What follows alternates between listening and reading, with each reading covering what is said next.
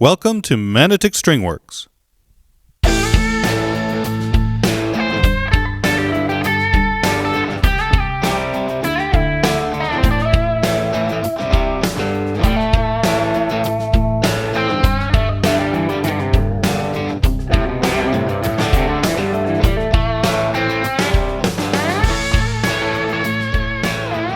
Please remember to like and subscribe and hit that notification bell for more video content. Hey there, welcome back to Manotick StringWorks. So today on the workbench in this Fender flight case, I really like these, is a brand new Fender Stratocaster. There we go. Nice sunburst finish. Let's have a look here. We've got locking tuners. Oh, we've got this nice neck contour here. Contoured neck plate as well. Fender American Ultra, that's the model. Looking good. Oh, we've got some case candy in here we'll have a look at in a minute. Put the guitar back down. I really like these bridges. Nice smooth saddles here. Good for playing. Noiseless single coils here. And these, when they're noiseless, it usually means they're like a stack single coil. So it's almost like a little mini humbucker. 5-way switch. Any things going on here? No. Everything else. Oh, there we go. Volume. We've got a button. I'll have to look at that. Not sure if that's a series phase type of thing. We'll check that out. Alright, let's have a look and see what's in here. So you might ask yourself, what does a brand new Fender American come with?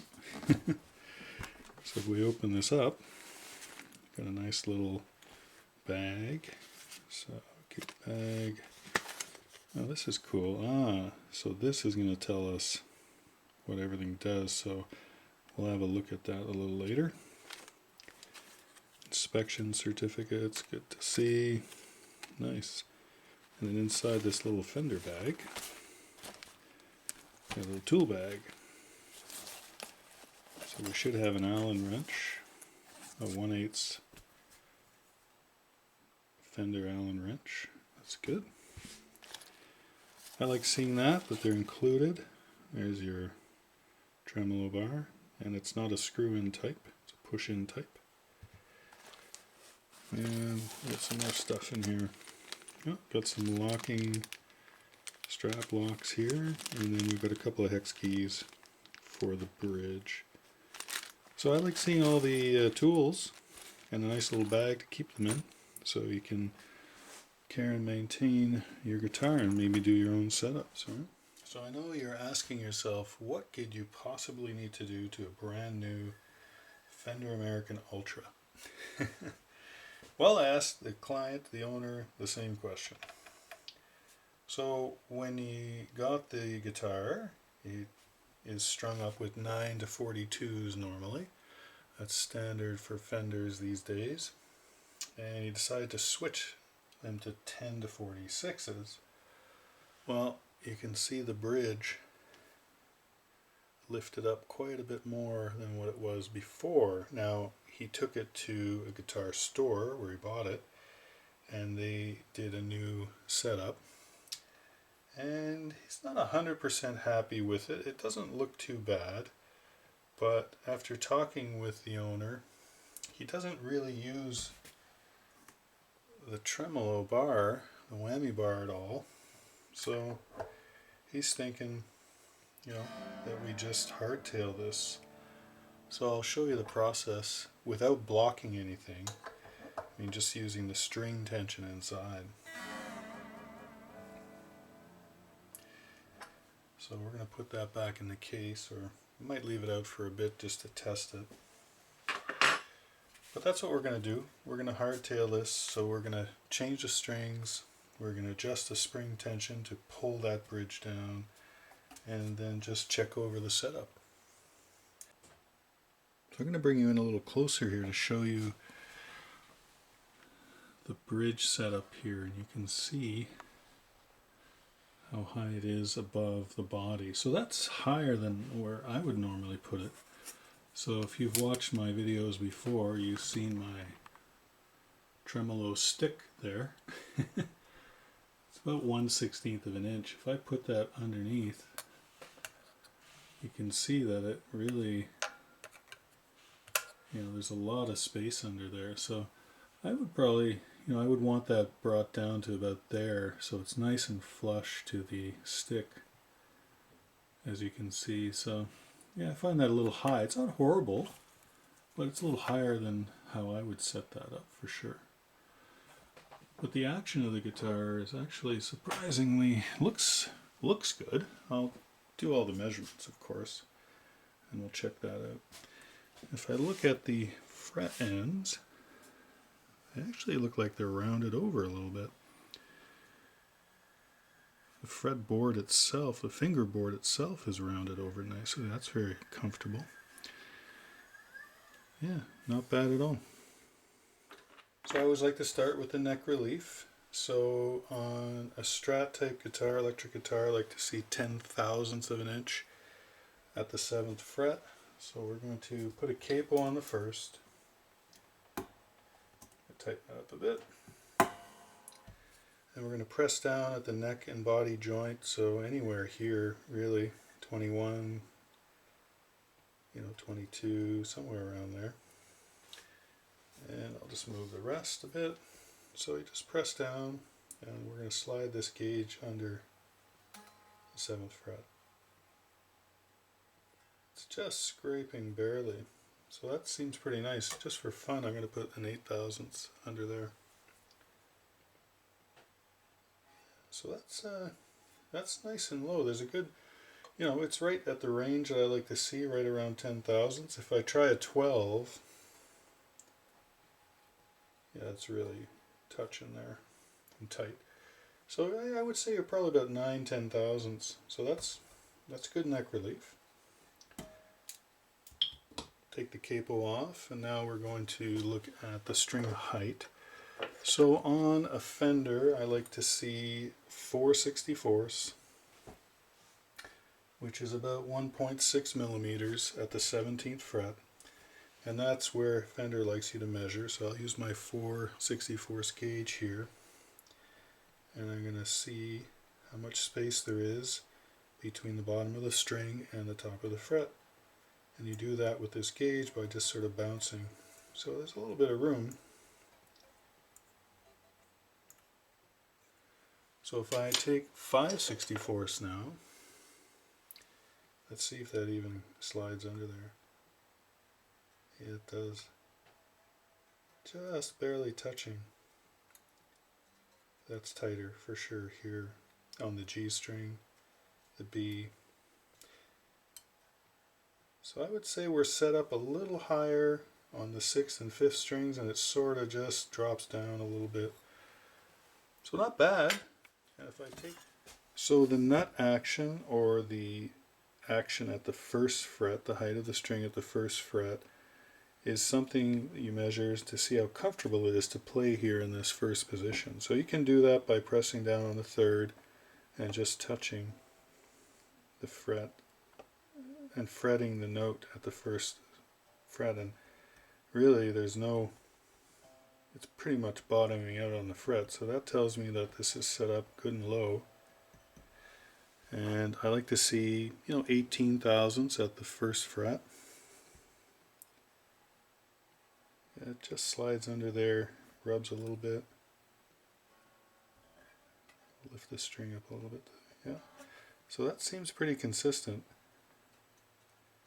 It's probably a little lower than 18. It's probably more around 16,000. So as long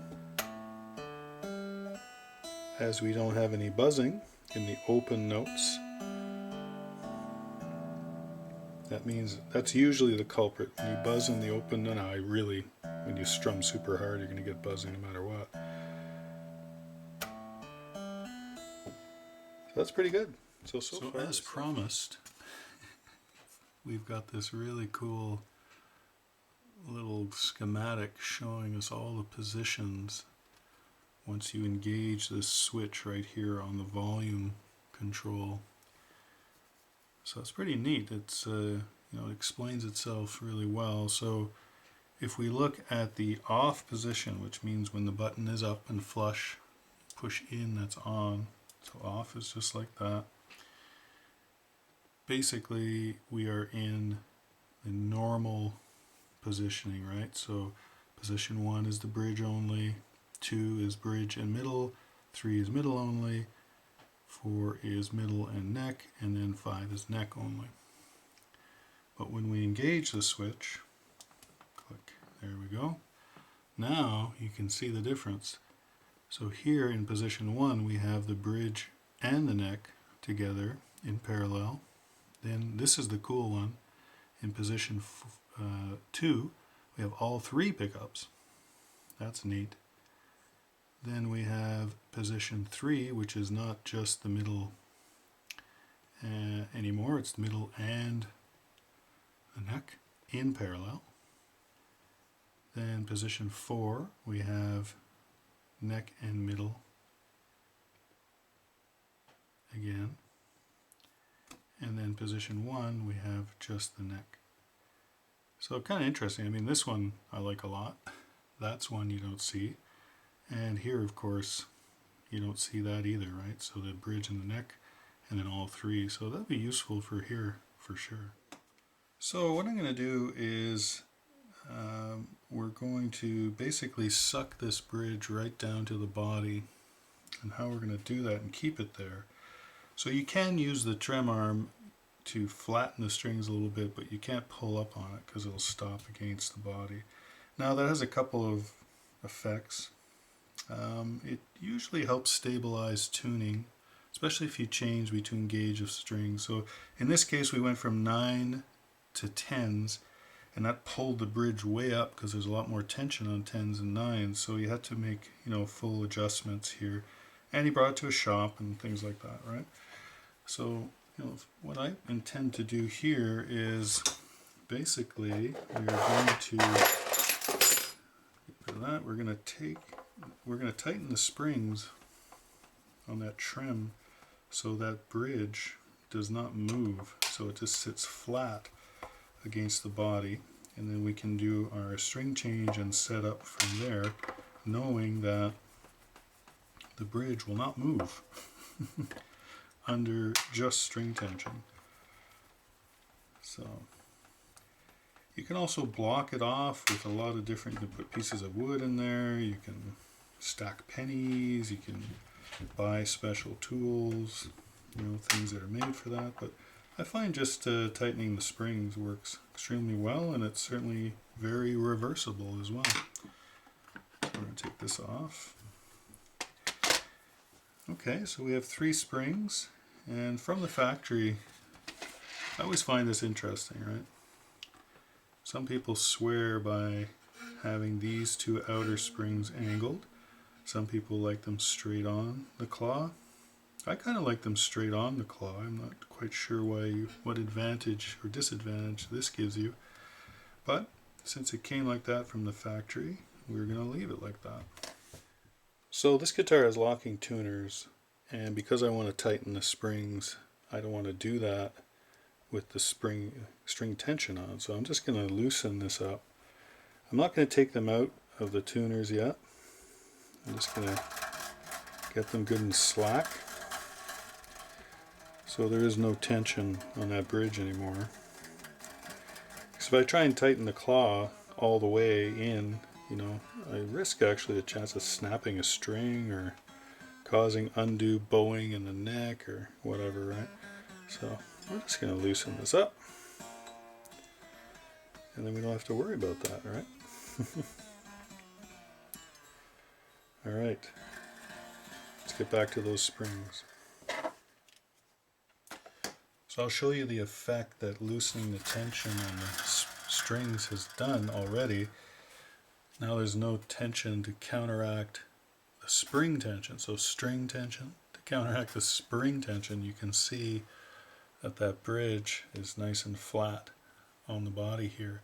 So my idea is that I want this flat, but to keep it flat under string tension, we need to tighten the spring, so we have to screw in that claw. Probably not all the way to the end, but pretty close, I think, to make sure that under string tension this is not going to move. I just changed to a longer screwdriver. You can see the difference. It just makes that angle a little easier, right? I'm not banging up against the body. You can take a cloth or something like this, right? Put it here, so just in case. Again, always seat that screwdriver into the head of the screw. Alright.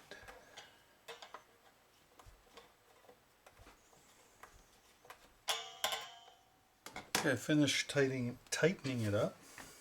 Now I'll just show you close here. You may or may not be able to see that well, but right here we're about 1/8 of an inch now from the route, so I think that's more than enough spring tension to counteract the string tension on the other side. Okay, so these are locking tuners, so we're going to loosen the little wheels, the locking wheels at the back.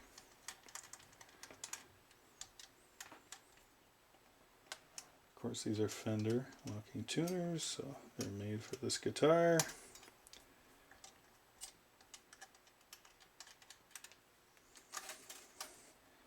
They really do make string changes on the fly really easy. If you're playing a gig or something, they're awesome for that. I don't know that you have an advantage, you know, just if you're playing at home and stuff. It doesn't really do anything to have. Oh, that's interesting. We've got one string here that's wrapped around a few times. Not sure why they did that. So that's the D string, eh? Okay. Let's keep that in mind. Maybe there was a reason. It's always easier to just clip the strings off here close to the bridge rather than trying to pull them through. Creates a scratching hazard, if you will. It's just a little easier to handle them. So I just push all the little ones through.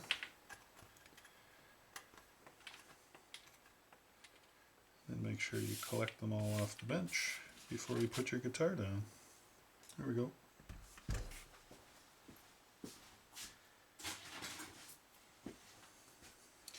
Now, this bridge, I cannot move it. So I can't imagine that the string tension is going to pull that up. So I think So this is a brand new guitar, and really there's no fret wear to speak of. In fact, I can see where someone's re-crowned these recently and there's still Sharpie on it. Oh yeah, look at that. I don't know if you can pick that up. I think you can right there, look. So whoever re-crowned these didn't actually get rid of the Sharpie, I think.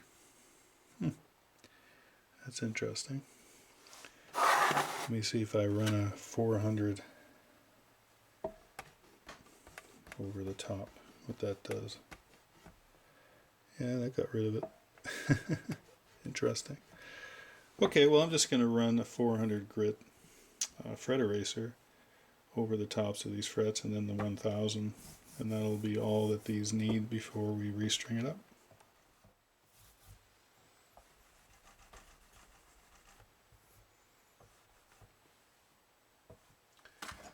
Alright,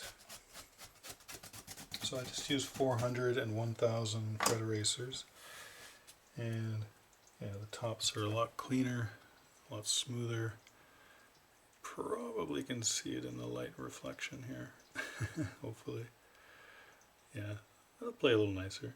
I think every time you do a string change, it's not a bad idea.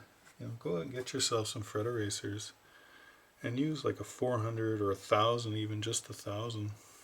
You can also, get some 4/0 steel wool. This is a used up one, but you can use that as well, but you do have to protect the fingerboard if you do that. Alright, so we're going to put some D'Addario 10-46s on here. I guess that's what started this whole journey by the owner. Because Fenders come with 9s. It's been pretty standard now for quite a while. So when you do get changed gauges, you do have to make some adjustments. So the Strat is a lot of ways. I won't put in my big vise today, but what I usually do quickly on the bench here, I can stand it up. And they usually stay in place.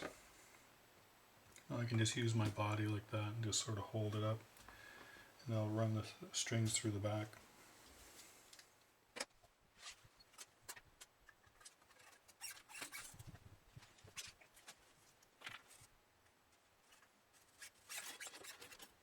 So with the tuners, before stringing, I like to point the post hole towards the nut.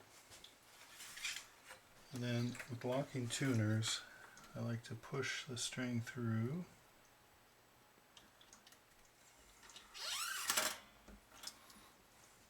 Make sure it's seated in the bridge properly in the trim. Loosen the back wheel, the locking wheel. I only do this once or twice, right? So again, take the string, pull it, get it tight, pull it back just a bit, not much. So maybe 1/8 of an inch, let's call it. Tighten the wheel, and then put some string tension on it. I'm not going to get it to final pitch, of course, but we're just going to get it close. So I'm going to cut away the long piece here, so it's not in the way. Okay, we've tuned the guitar up to pitch. I stretch the strings a little bit, but we'll keep doing that. So we're up to pitch, and just want to see if we have any trim movement. Yeah, we have movement, so we can flatten the strings, but we can't sharpen them. See, there's no change to the pitch. So that's good. Trying out some new camera angles. So I've given these strings good stretching 3 or 4 times. You need to do that at least 3 or 4 times before you try a setup.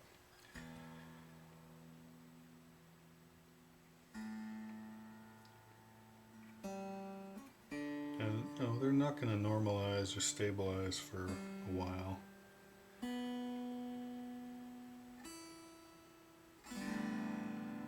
Alright, so we're in tune. We're going to check the neck relief. So I like to see 10/1000ths at the 7th fret. So push down at the body joint, capo on the 1st. It's not bad. I think it's a little tight for what I'd like to see. Let's try 8/1000ths. Yeah, I think we want to loosen that a little bit. So with a Fender, we're going to use a 1/8. I know there was one included in his case, but I'm going to use one I've got here. We're going to find that 1/8. Come on. Oh, there we go. Yeah, turn it this way, but okay, we're in. So we want to loosen, so we're going to righty tighty, lefty loosey, so counterclockwise. So I'm going to do about 1/8 of a turn. So that hasn't been moved since the factory. You can hear that. Moved though, which is good. So let's try it out. Alright, that's better. Just barely scraping. I like that. Okay, neck relief done. String action is next, so we want to see 4/64ths Here's my gauge at the 17th fret, and that's a Fender spec. I didn't make that up. So these are sitting just above the gauge. So I like that. And I don't mind if the E string, so the 6 strings, just a bit higher, like maybe 4.5, even 5, depending on how hard you play. So we're set up pretty nicely here. So what I like about the Fender bridge is the saddle configuration. They're all individual on the Stratocaster, and you can adjust the heights and the intonation individually. Now here you're going to use a 0.5 of an inch, 0.05, sorry, so 50 thousandths. And we're going to raise the 6 string up just a hair, so remember, do these equally. And we're going to lower that A string just a little bit. There we go. So that should do it. So now we have everything set at 4/64, which is 1.6 millimeters at the 17th fret. So next step in the setup is to check the intonation. So we do that by tuning the open string a little flat. Again, with new strings, it's not gonna be perfect. Then you're gonna hit the harmonic and then the fretted note at the 12th fret. Not too hard, just a touch flat maybe, eh? Yeah. Let's try the A, we'll tune that up.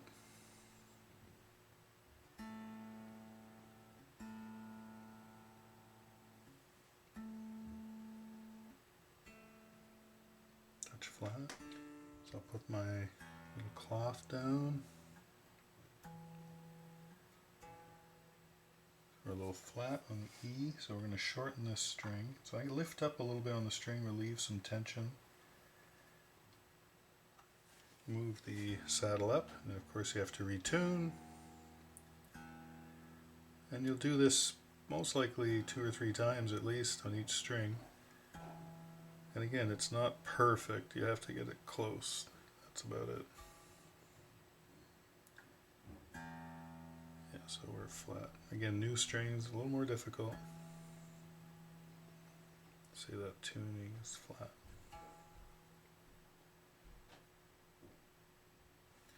I'm going to move that up just a little more. Alright, so I have the intonation done. Again, as close as possible. It's looking pretty good. So we're going to leave that for now. I'll check it again tomorrow. The next step normally is to look at the action at the 1st fret here. But we already looked at that, and it's very low. It was low. And there's no room to cut it any deeper. So I would say this is 18 thousandths.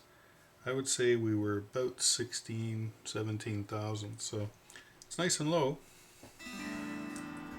Nothing buzzes. So pickups are the last thing I'm going to adjust, and I'll use my gauge here. So I like to start at 1/8 on the bass side and 3/32 on the treble. Again, they're just starting points. So that's pretty nice.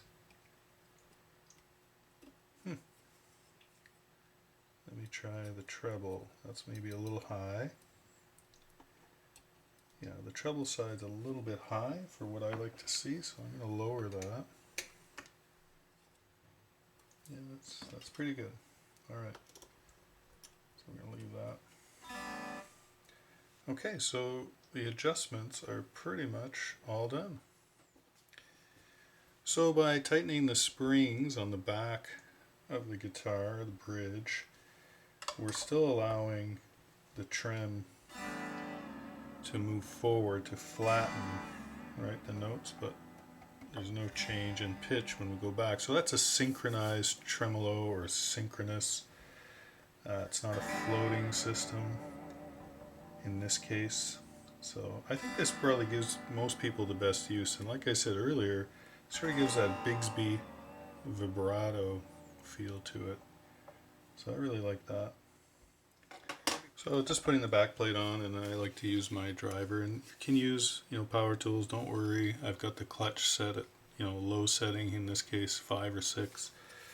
And use your fingers, to help stabilize the screw head. Make sure it's in there. I always keep my fingers around it. You can hear the clutch, and you should not have an issue. Just have to be careful, like anything.